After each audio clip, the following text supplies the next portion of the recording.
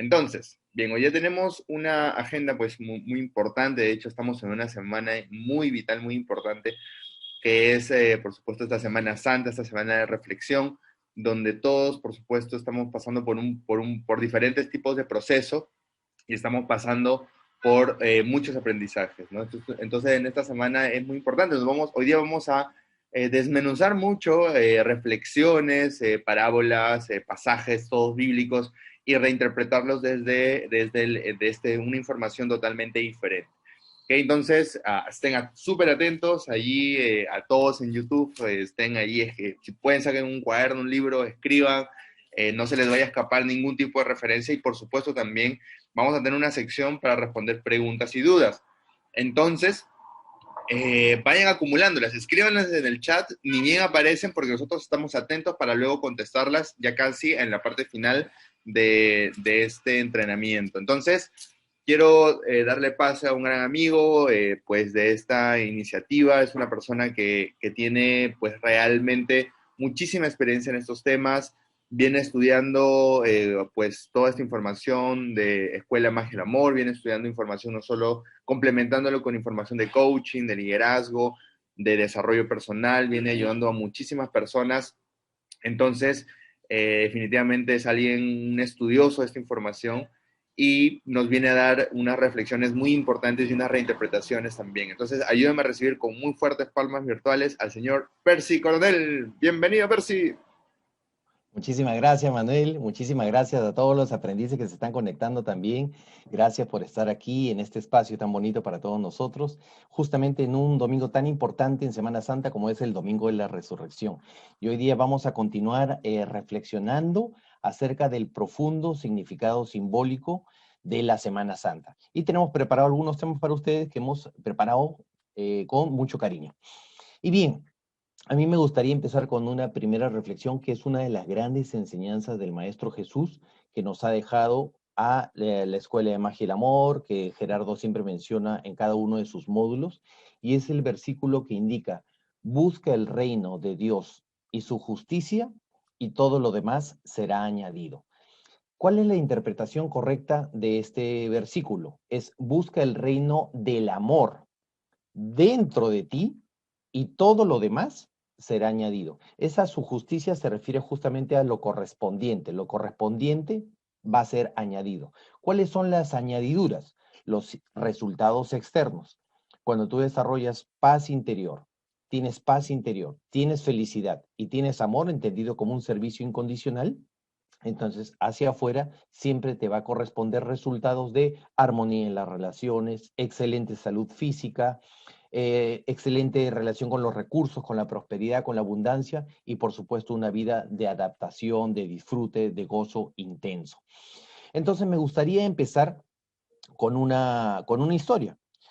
Esta historia habla de un acaudalado empresario, un empresario que tenía en su mansión una serie de obras de arte. Este empresario desde muy joven había prosperado, era muy exitoso. Lo querían, lo admiraban y lo respetaban los empresarios de todo el planeta, de todo el mundo. Era muy conocido justamente por su pasión que tenía por el arte. Dentro de su colección tenía una serie de pinturas de Rembrandt, de Van Gogh, de Picasso, tenía esculturas, tenía obras artísticas de todo tipo y tenía obviamente todo el lujo, toda la abundancia por el cual se había ganado el respeto y la admiración de todos los empresarios mundiales. Él, siendo ya de una muy avanzada edad, llegó a tener un hijo. Solo tuvo un hijo. Y este hijo, en algún momento, cuando ya creció, decidió seguir su propio camino y decidió enlistarse en las filas del ejército de su país.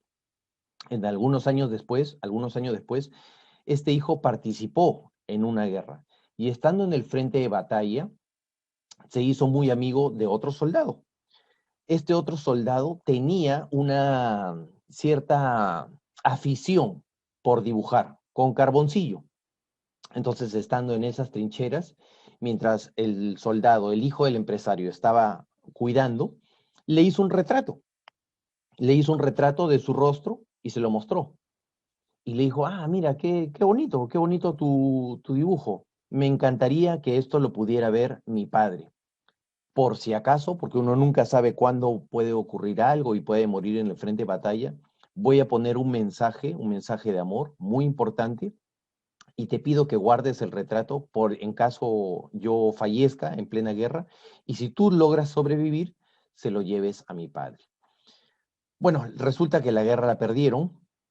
El hijo de este acaudalado empresario fallece, muere en el frente de batalla, y, y su mejor amigo, que estaba en la batalla con él, que había dibujado su rostro y que tenía el mensaje que le había dejado su hijo a su padre, sí sobrevivió.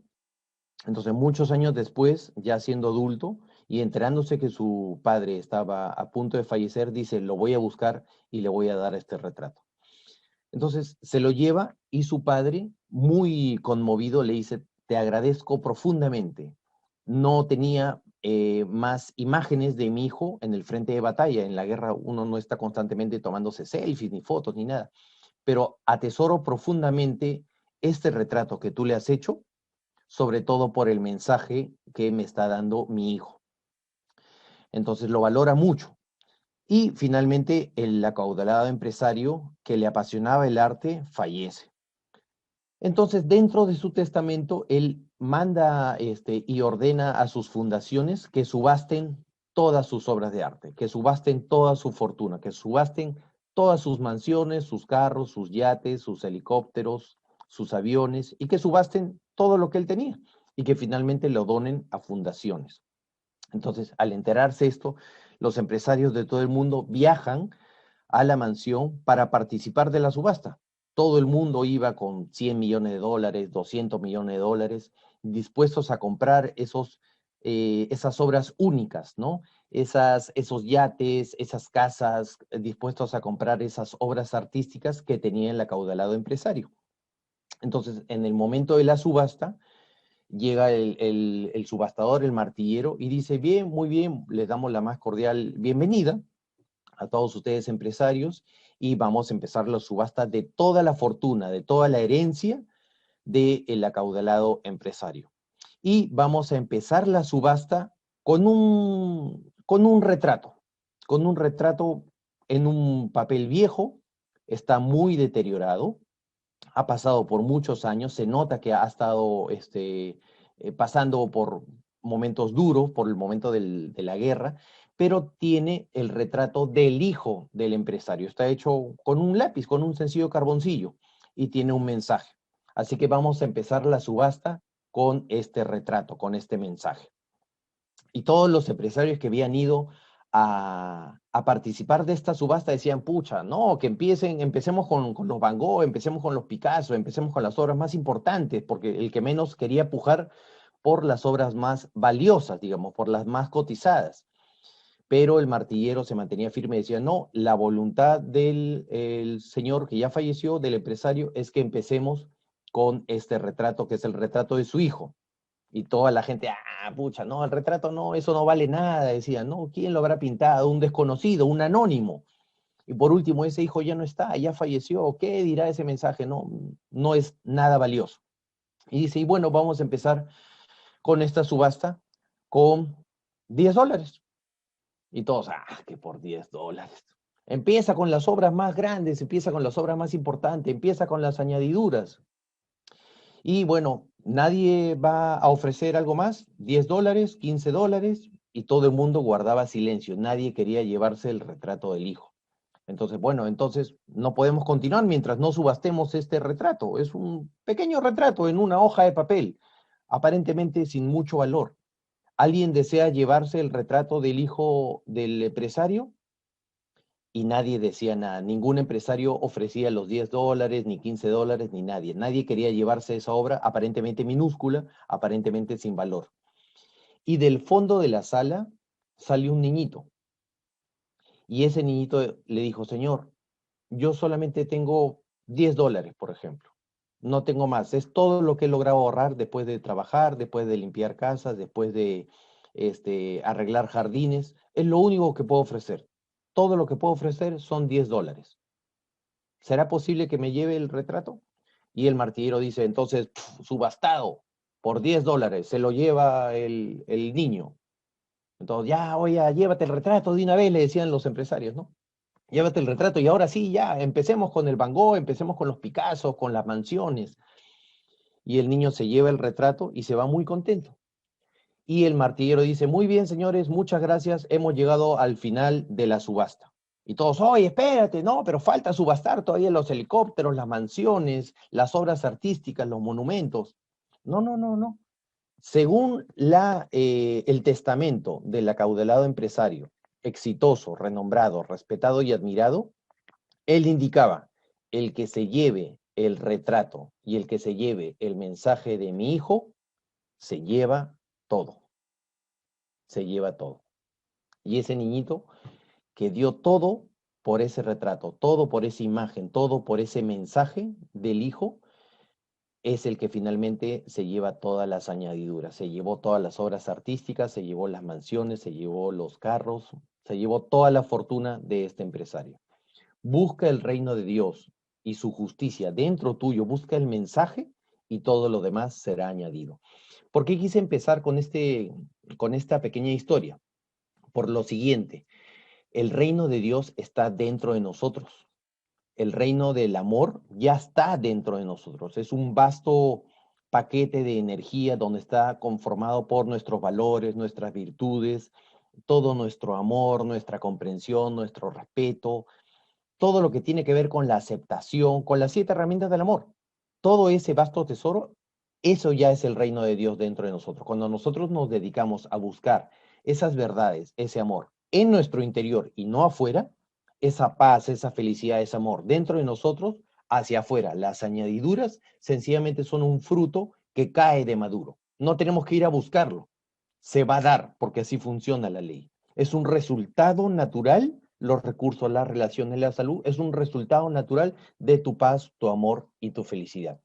¿Y por qué les quería hacer también esta enseñanza? ¿Por qué les quería contar esta historia? Por lo siguiente, la ruta es el maestro, la enseñanza es el maestro. Y hay un versículo, hay una enseñanza sufi muy importante también de sabiduría que dice, no hay camino sin un maestro, no hay camino sin un maestro. Las ovejas que siempre se retratan en la Biblia son justamente aquellas personas que necesitan de un pastor, necesitan de un maestro, necesitan de una guía, necesitan de una información de sabiduría. La información de sabiduría es el maestro.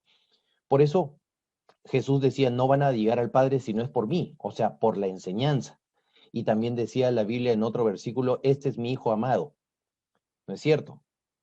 Y hay otro versículo también que ahorita ya se me escapó, pero que tenía que ver justamente con la enseñanza, ¿no? Sigue mi enseñanza. Lo que siempre indica Gerardo Schmedlin es, sigue mi enseñanza. Y Jesús también lo mencionaba, si nosotros seguimos las enseñanzas, seguimos al Maestro. Esa es un poquito la connotación de esta historia y de estos principios de sabiduría. Entonces, una de esas enseñanzas que hemos pasado esta Semana Santa tiene que ver con el ayuno mental. El ayuno como tal es una simbología, una analogía de que no sirve de nada no comer carne, reprimirnos en comer carne, carne vacuna, carne de pollo, de pescado, si finalmente comemos prójimo. O sea, cuando tú maldices en tu mente, cuando tú hablas mal, es como si estuvieras comiendo prójimo, es como si te estuvieras comiendo a ti misma, es como si estuvieras comiendo carne de tus hermanos. El ayuno tiene que ver con no pensar con información de ignorancia, hacer esa limpieza del campo mental y no se refiere precisamente a la carne física, sino se refiere a la pureza de tus pensamientos. Entonces, los 3 principios de sabiduría que menciona siempre Gerardo Schmedlin en toda su enseñanza son, piensa siempre lo mejor, di solo lo adecuado y haz solo lo necesario. Retratemos un poquito con los versículos bíblicos qué significa pensar siempre lo mejor. En Josué 1, capítulo 1, versículo 8 y 9, se menciona que nunca se aparte de tu boca este libro de la ley, que nunca se aparte de tu boca este libro de la ley. Es decir, ¿A qué se refiere con la ley? No solamente se refiere a la Biblia, a todas las enseñanzas y toda la sabiduría, proverbios, salmos, los evangelios. Se refiere sobre todo a las leyes universales. Reflexionar y meditar constantemente en las 7 leyes universales y en las 14 leyes de manejo práctico. Dice, nunca se aparte de tu boca, es decir, de tu verbo, de tu forma de hablar, esta ley, sino que de día y de noche meditarás en él. De día y de noche, ¿qué significa? Que vamos a estar constantemente nutriendo nuestro campo mental, nutriendo nuestro archivo de comprensión con informaciones de verdades, con información de sabiduría. Es decir, lo que deseo para ustedes y la invitación que siempre les hacemos es repasen siempre la información de nuestro maestro Gerardo Schmedlin. Estén constantemente escuchando los audios, constantemente leyendo sus transcripciones, leyendo sus manuales, constantemente empapándose de esta información, conectándose con la información de los facilitadores, para que guardes, dice, para que la guardes las reflexiones en ti y hagas conforme a todo lo que en él está escrito, porque entonces harás prosperar tu camino y todo te saldrá bien. Eso es lo que dice Josué 1, versículo 8, versículo 9. ¿A qué se refiere también pensar siempre lo mejor?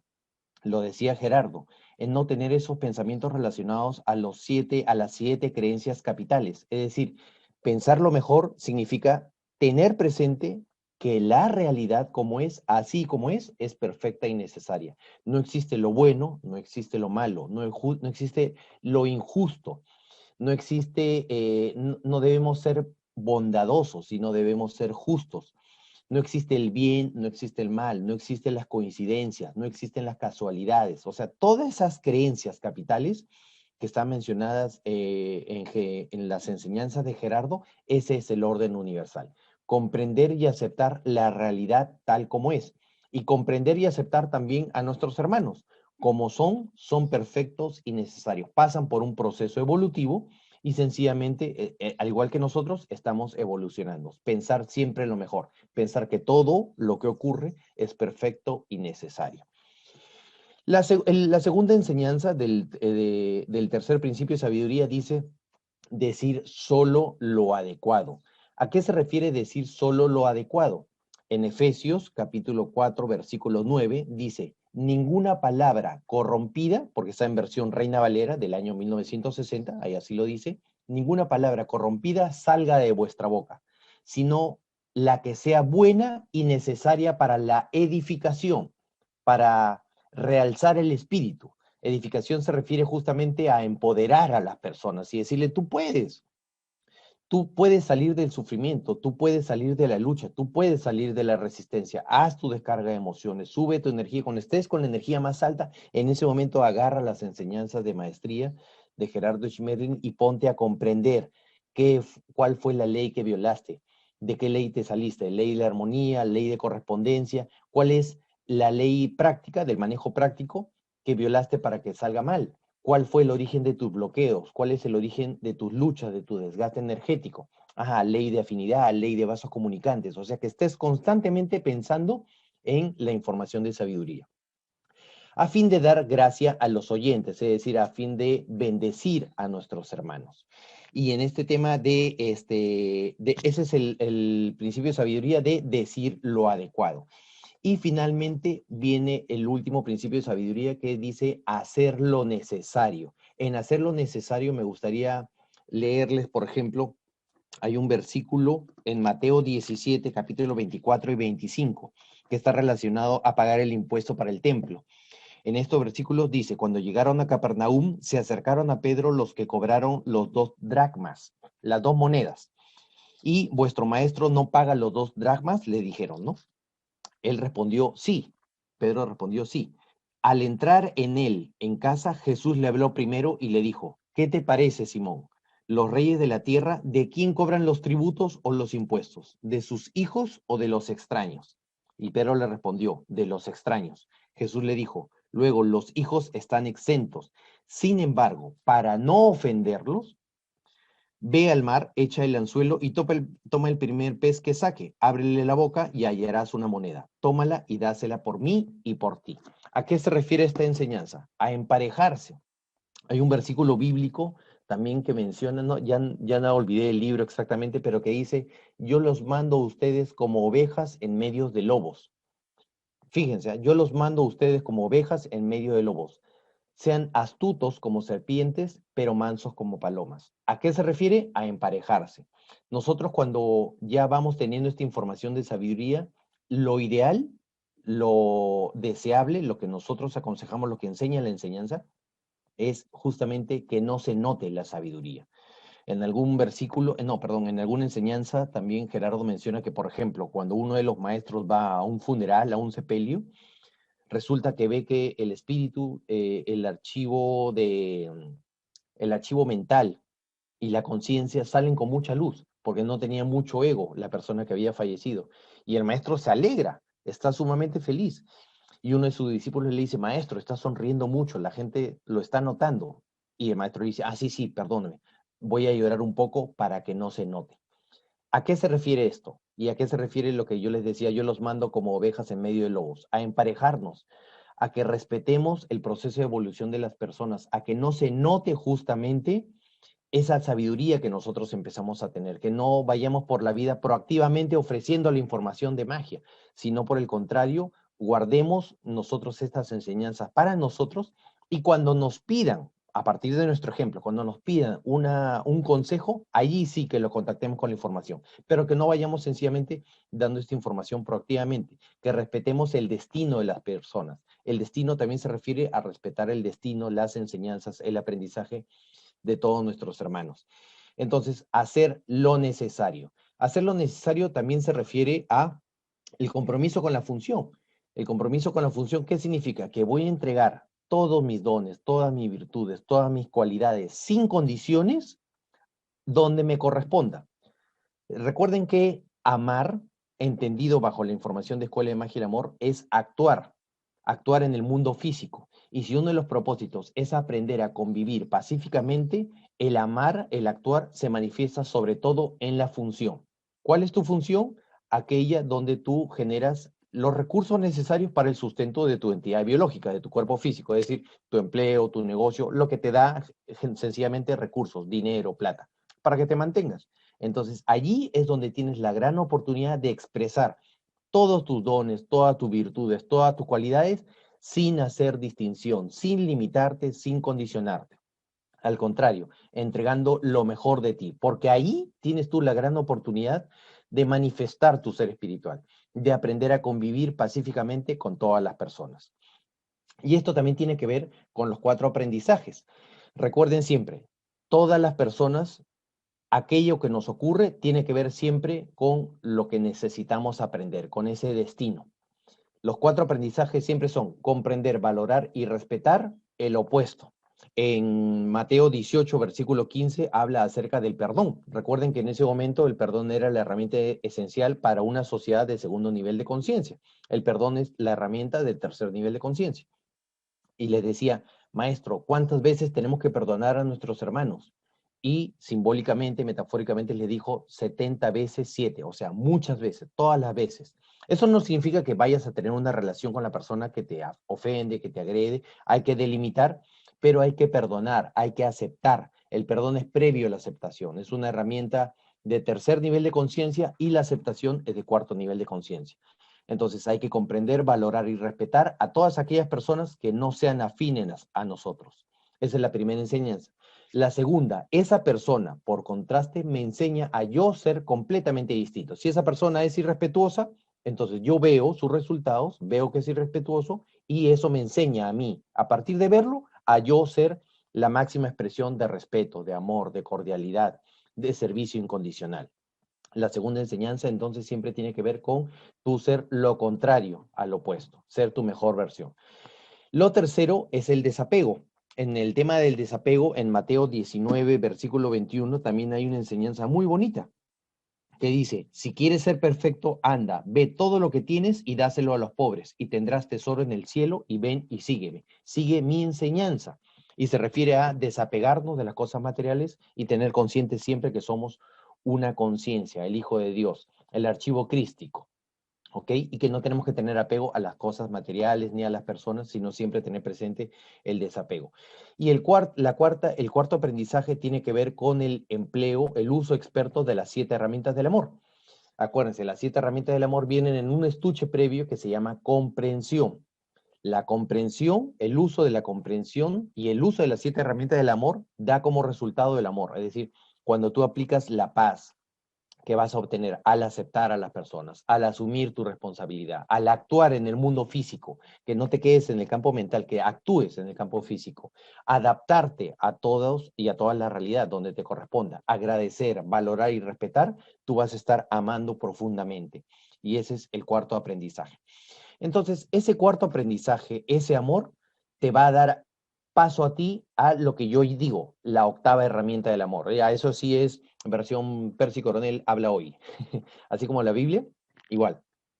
¿Qué tiene que ver con este tema de la octava herramienta? ¿A qué le llamo yo la octava herramienta? A vivir profundamente en carne propia y en tu día a día la presencia de Dios. Experimentar en ti un gozo profundo, una presencia profunda, una contemplación del amor. Quedarte extasiado, quedarte asombrado, siempre estar vibrando muy alto, siempre poder amar todo y a todos. A eso se refiere la presencia. Yo le llamo el evangelio del silencio y el evangelio de la presencia. Ese estado de contemplación que tú obtienes después de una comprensión profunda, después de amar profundamente y sobre todo después de una meditación sumamente intensa, la presencia de Dios.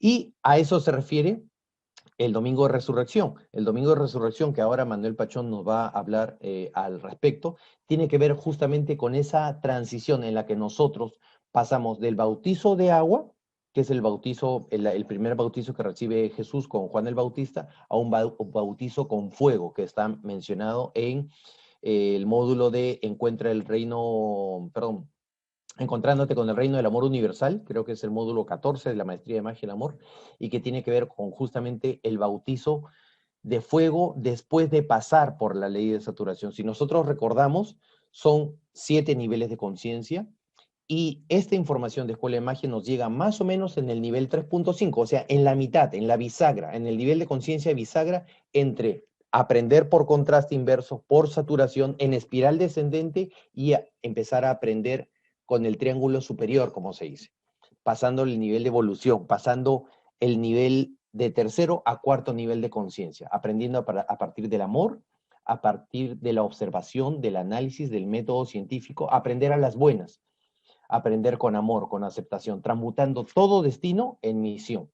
Y a eso se refiere la resurrección, nacer nuevamente, acabar con el ego, disminuir con el ego y aprender por flujo armónico en espiral ascendente. Esa es la resurrección, acabar con el ego y aprender por las buenas. Bien, eso era lo que yo quería compartir con ustedes el día de hoy.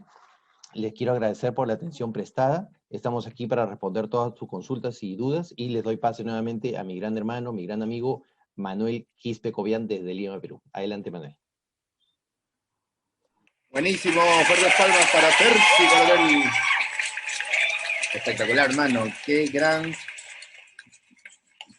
gran interpretación, los conceptos los dejas mucho más claro. De hecho, esas historias son muy importantes. A veces nosotros nos quedamos solo con la versión que nos enseñó la abuelita, por decirlo así, ¿no? Entonces no investigamos más y a veces nosotros creemos que todo es tal cual, ¿no? Entonces ese es un gran tema porque hay mucha gente que se lo tomó literal las historias, las parábolas, todo esto, y no le ha sacado el jugo realmente. Entonces yo creo que hay mucho jugo que sacarle, pero se necesita una buena interpretación. La verdad es que yo siempre he estado muy confundido con eso y me lo acabas de aclarar. Muchísimas gracias, hermano, por todo ese aporte que vienes dándonos.